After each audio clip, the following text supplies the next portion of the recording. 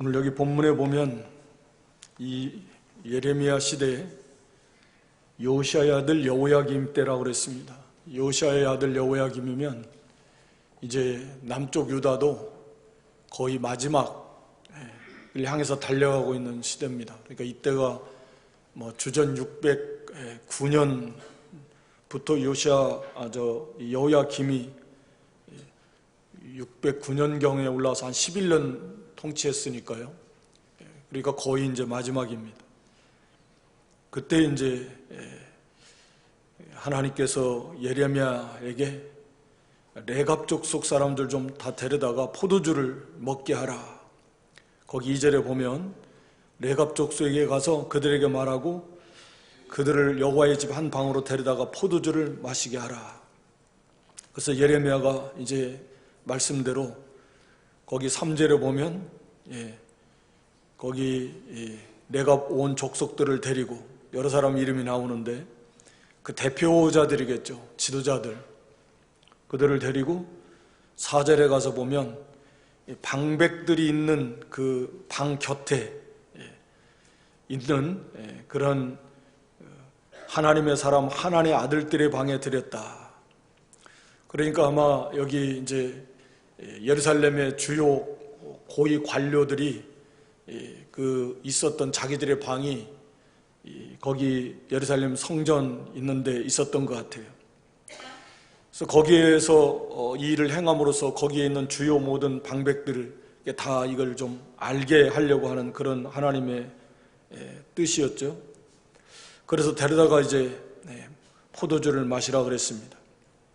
거기 5절에 내가 레갑 족속 사람들 앞에 포도주가 가득한 사발과 잔을 넣고 마시라 권하매 6절에 그들이 가로되 우리는 포도주를 마시지 아니하겠노라.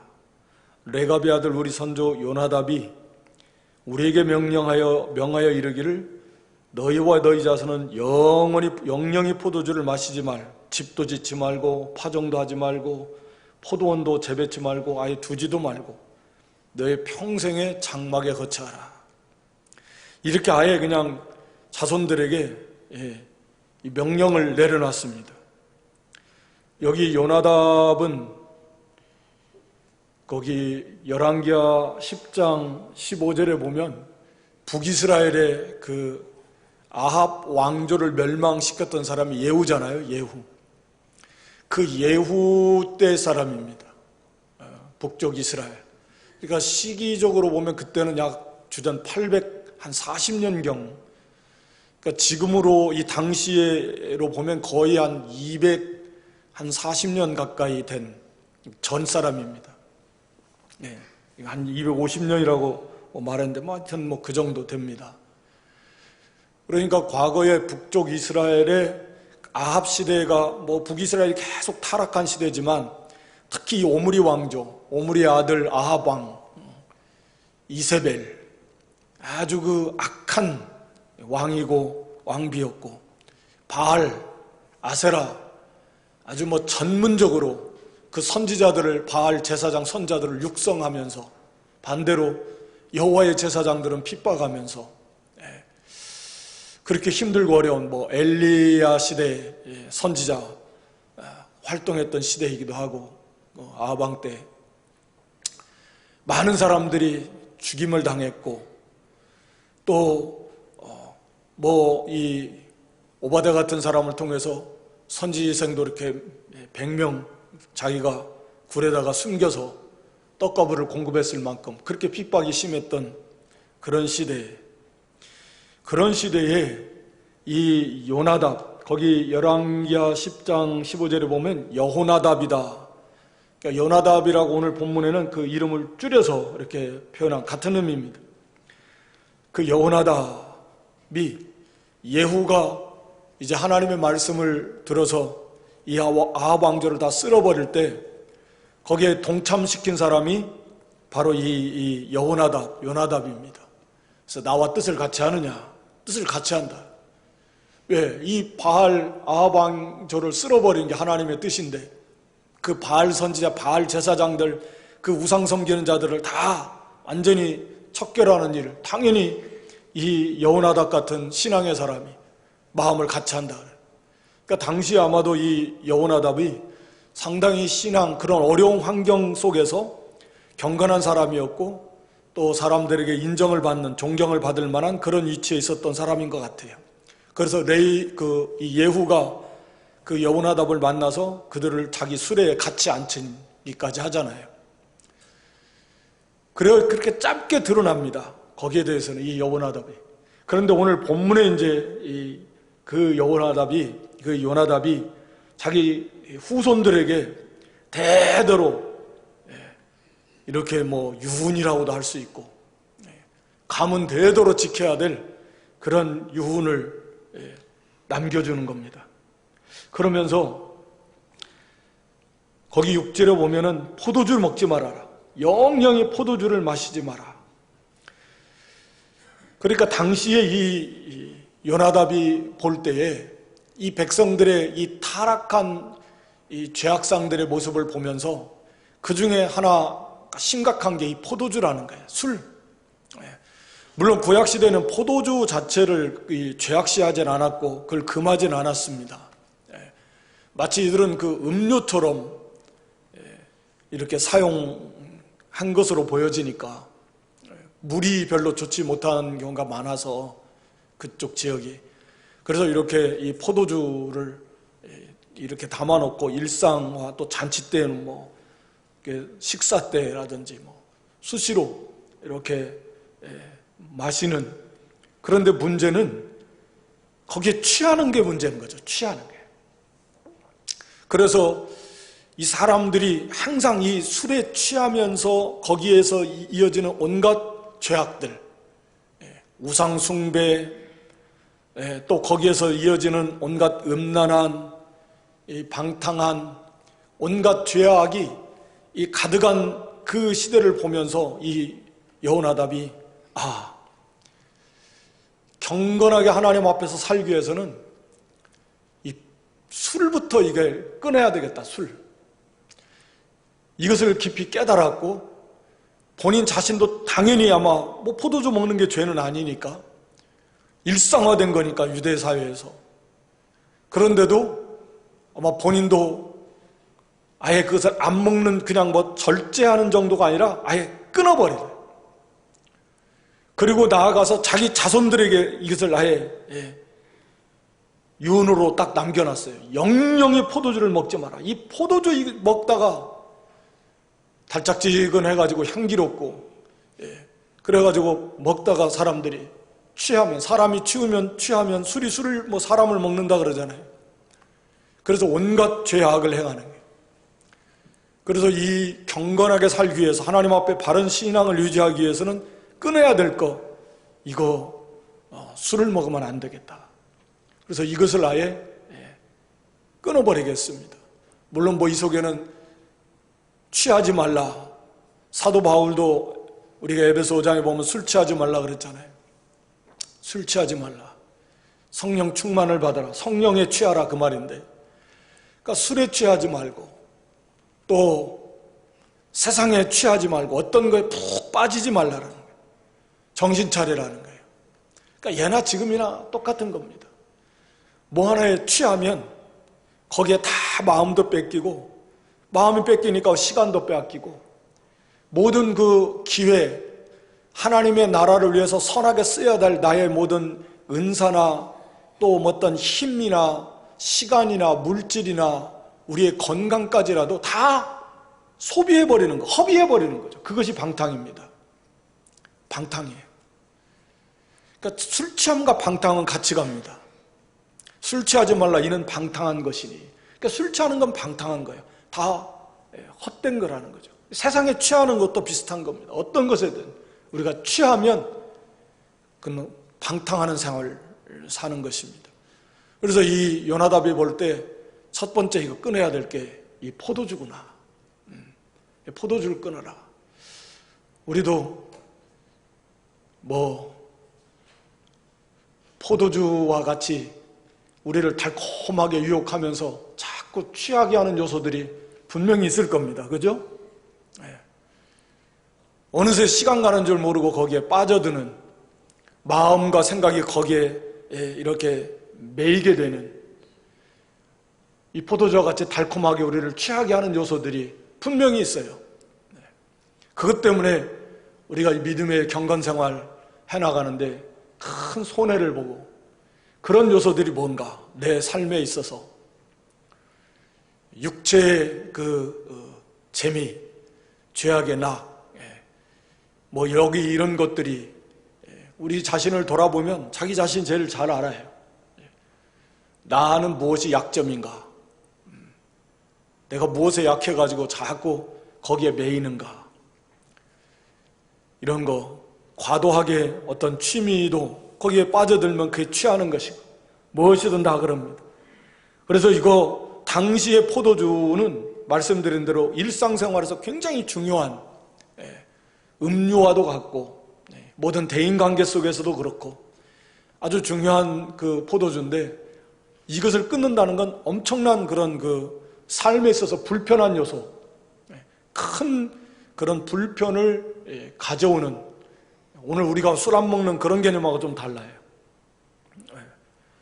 이들의 삶 속에서 아주 떼기 어려운 그런 친숙한 음료 비슷한 것이 이 포도주인데, 이걸 아예 끊어버리라는 거예요.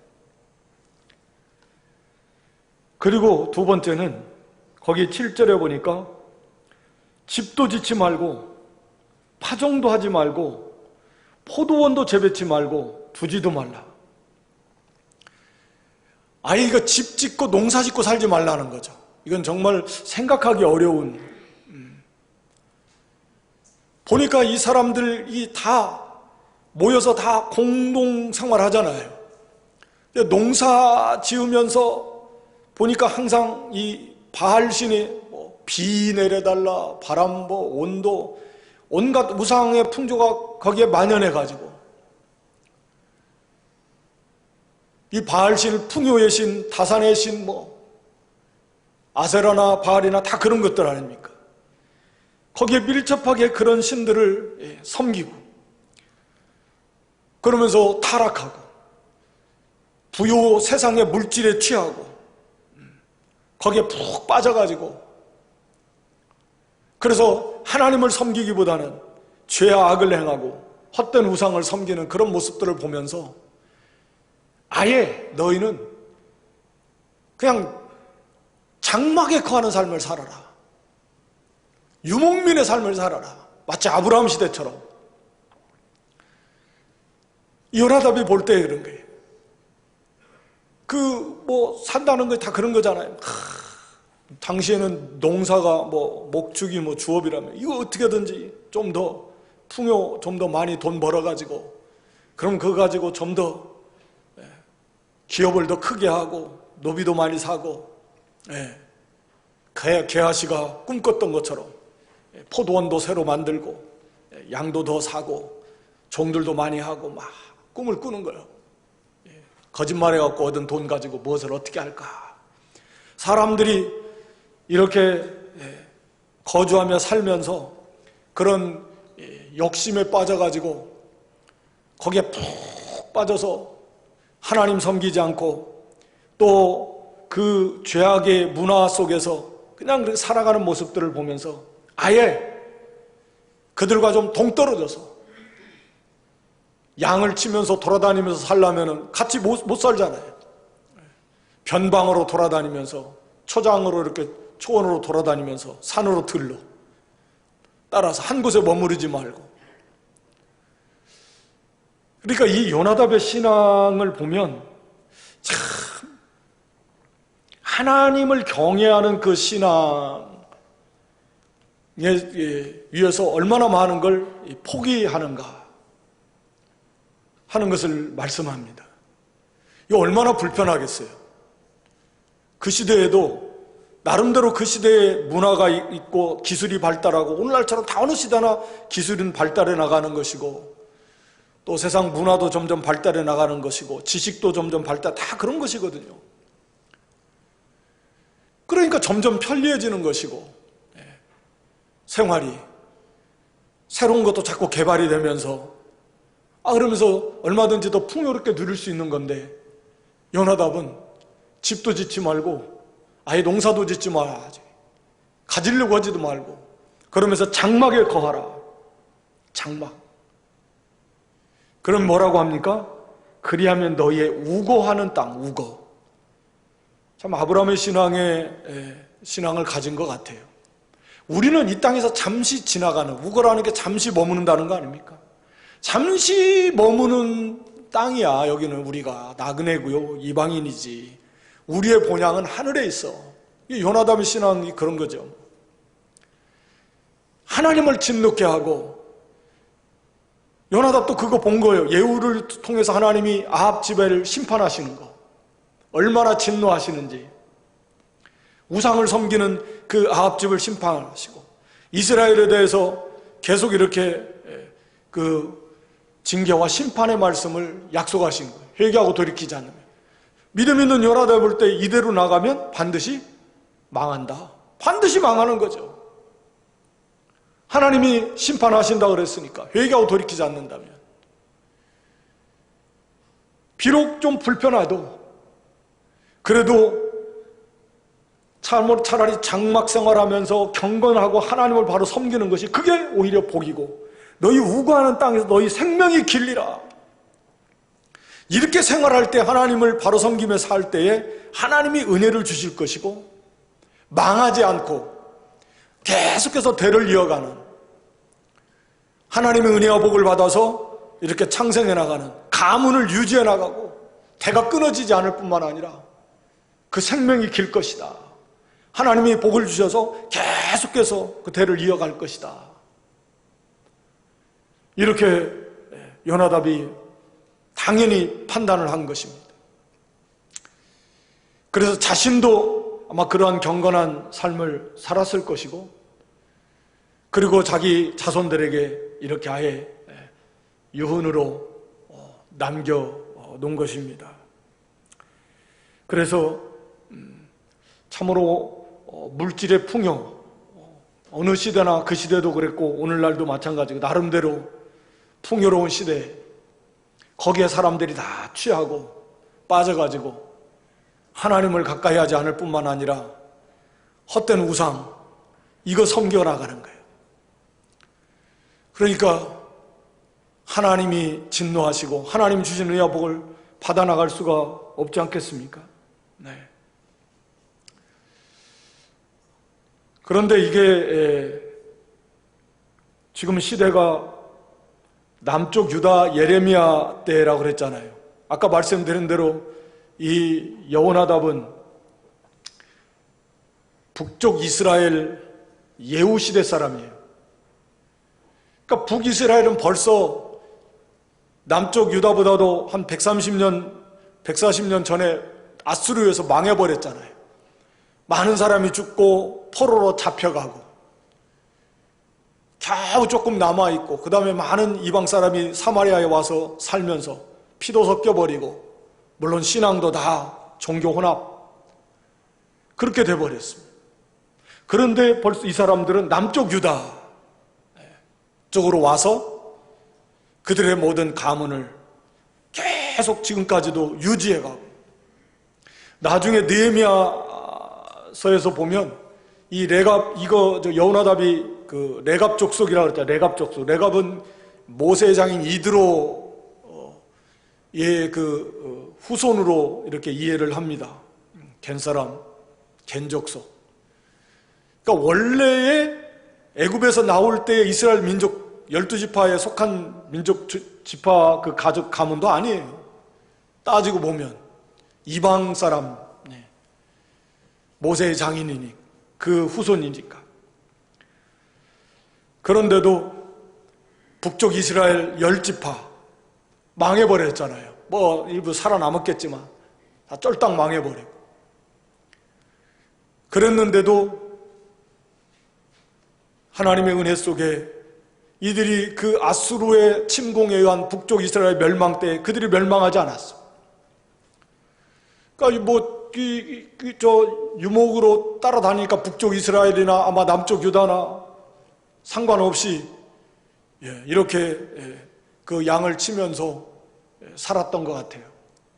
그러니까 하나님께서 그걸 보호해 주시고, 북쪽 이스라엘이 망할 때 자연스럽게 남쪽 유다 쪽에 뭐 와 있을 수도 있고 망하지 않았어. 요나답이 거기 7절에 말한 것처럼 너희의 우고하는 땅에서 너희 생명이 길리라.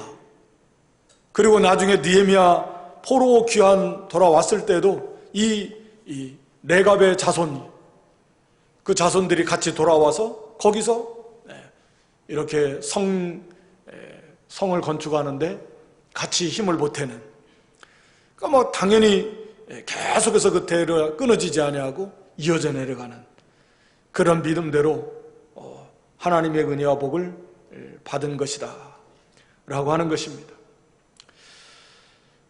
참 이게 우리도 참 도전받는, 어떻게 이런 신앙, 이렇게 사람들이 다 육체, 물질에 하나같이 다 빠져가지고 취해서 경건한 삶을 살지 못하고 우상을 섬기고 여러 가지 모든 죄악된 삶을 살아나가는데, 요나답이 이런 경건한 신앙을 가지고 자기가 보니까 이대로 가면 망하는 거예요. 망합니다. 그래서 어찌하든지 위대한 신앙의 유산을 물려주는 거예요. 위대한 신앙의 유산입니다. 그래서 자손 대대로 250년이 지난 이 당시의 때까지도 이 족속들이 망하지 아니하고 하나님의 은혜 가운데 이렇게 삶을 영위하고 있었고 하나님을 잘 경외하는 그런 복을 받아 누리게 된 것입니다. 우리도 참 풍요로운 시대 속에서 우리의 영적으로 점점 곤고해지고, 꼭 이게 같이 가면 좋은데 보통은 반비례하잖아요. 육신의 것이 풍요로워지면 영적인 것이 자꾸 약해지기 쉽습니다. 육신의 환난이 오고 어려우면 바짝 또 정신 차려가지고 하나님을 가까이 하고 찾고 하니까 또 영적으로는 오히려 더 풍요로워지고 또 이렇게 성숙해지는 그런 일들이 보통이에요. 육신의 것이 풍요로워지면 점점 허리띠를 풀러놓고 마음의 허리띠를 풀러놓는, 나태해지고 거기 물질과 세상에 취해지고 깨어있지 못하고 하나님 앞에 바로 하지 못하는. 근데 이 요나답이 이런 위대한 신앙의 유산을 물려줬고, 뿐만 아니라 참 이것이 그 250년 가까이 지켜오고 있다는 게 참 대단한 것 같아요. 어떻게 이게 가능할까? 우리가 정확히는 알 수 없겠지만 하나님의 은혜겠죠. 하나님의 은혜. 첫 번째는 누가 뭐래도. 그러면서 그런 자기 부모, 자기 조상이 내려준 그 내용이 또 바로 됐고 경건하고 하나님을 바로 섬기자는 거니까 정말 많이 불편하고 좀 얼마나 많이 이게 일평생을 유목민 생활해야 하던 다른 사람들은 다 도시임지에서 집 짓고 다 농사 짓고 다 얼마든지 풍요롭게 살 수 있는데 우리는 이게 뭐야? 계속해서 떠돌아다녀야 돼. 이거 보통 일이 아닌. 그런데도 그게 그 삶이 너무나 힘들기만 했다면 원망도 나오고 불평도 나왔을 건데, 우리가 오전에도 살펴본 대로 하나님을 경외하는 삶 속에서 비록 육신적으로 불편하고 좀 저기 고단하고 힘이 들어도 그 속에서 주시는 하나님의 은혜가 있다. 하나님의 은혜가 없으면 이게 이어지겠습니까?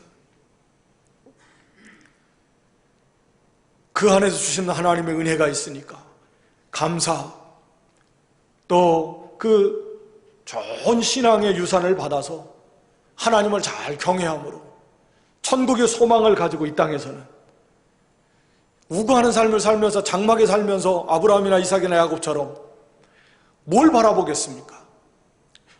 우리는 언제나 저런 도심지에 가서 이렇게 집을 짓고 이렇게 이걸 좀 꾸려고 살까? 그 소망 갖겠어요? 당연히 그런 소망이 아니에요. 하늘의 소망을 갖겠죠. 하늘의 소망. 하나님이 주신 은혜 속에서 하늘의 영광을 바라보고 그 은혜 속에서 감사와 기쁨이 있고, 그런 가정 속에 서로 사랑과 하나님 주시는 평화가 그 심령과 가정에 임하니까 가정 안에 참된 화평이 있고 사랑이 있고 질서가 있고 얼마나 좋겠어요. 그 세상은 당시 그들이 볼 때 북쪽 이스라엘, 또 타락한 남쪽 유다의 삶의 모습은 어때요? 뭐 다 떠나서라도 우선 음행죄가 가득해요. 영적으로 하나님을 떠나고 우상을 섬기는 그 제사 의식 속에 아예 음행이 섞여 있으니까 그런 것도 해서 뭐 죄의식도 안 가지면서 외면하면서, 성경에도 보면 아버지나 아들이나 며느리나 할 것 없이 온 집안이다 이렇게 음행이 가득한, 그게 무슨 그런 가정 속에 그 안에서 하나님 주시는 그런 사랑과 위로와 안식과 평화가 있겠습니까? 물질의 풍요는 있을지 모르지만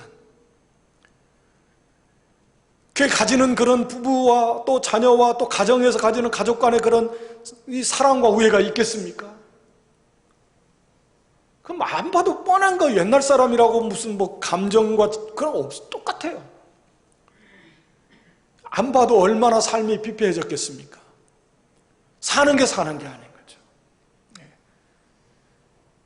그러나 이들은 비록 떨어져서 이렇게 외곽으로 돌면서 변방생활을 하지만 거기에 진정한 하나님 주시는 은혜 속에 가정 안에서 해주시는 참 서로 사랑하고 형제 우애하고 하나님의 은혜 속에 그 참 만족이 있고 감사가 있고 하늘의 소망이 있고 그들의 수고와 노력이 또 헛되지 않으면서 행복하게 사는 거예요.